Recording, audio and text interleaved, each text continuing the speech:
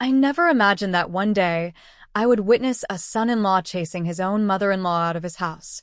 But that was exactly what happened the day Mr. Mike drove Mama Cynthia out of the house. I couldn't believe my eyes. It all started in the early hours of the morning. The sun was still hiding behind the hills, and the air was fresh. I was sitting outside, sipping my tea, when I saw Mr. Mike, the handsome 40-year-old man, walking around the compound, adjusting his Ebo attire. His white top and black trousers, the kind most men wear to weddings or special events, looked sharp. He was a proud man, always well-groomed. His house, a big, beautiful one, sat proudly in the middle of the village, surrounded by tall trees and flowers. I noticed Mama Cynthia sitting outside too, talking to her daughter, Chica. Mama Cynthia, dressed in her own traditional Ebo attire, a flowing wrapper and blouse, was the picture of grace, even at 60. She had a smile that could light up any room and a voice that carried authority without even trying. She was everyone's favorite, warm-hearted, wise, and always willing to offer advice. But that morning, something was different. I don't know exactly what started it, but the two of them, Mr. Mike and Mama Cynthia, were arguing. It started off quietly, like any disagreement, but quickly became heated. I couldn't hear everything they were saying, but I could see the tension in their faces. Mama Cynthia, her eyes wide and mouth moving quickly, was clearly upset. Mr. Mike's face was stiff, his brows furrowed as he gestured toward the door of the house. Then, out of nowhere, he raised his voice. "Mama, I said leave my house. I don't want you here anymore. Pack your things and go." The words hit me like a slap. I had never seen Mr. Mike act that way before. He was always calm, composed, the kind of man who smiled through every situation. But now he was angry, really angry. Mama Cynthia looked shocked.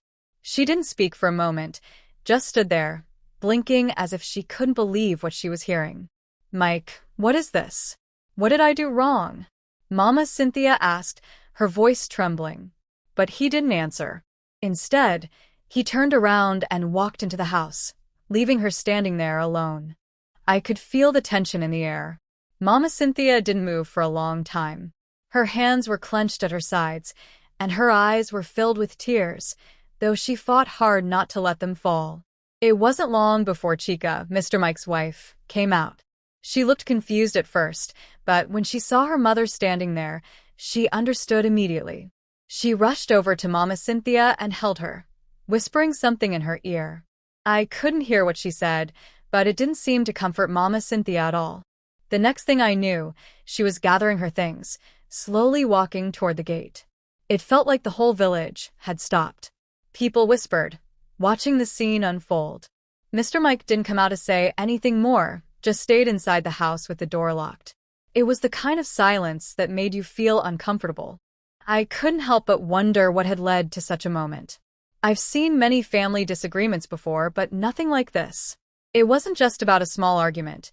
There was something deeper, something that had been brewing for a long time. I didn't know the full story, but I knew it wouldn't end well.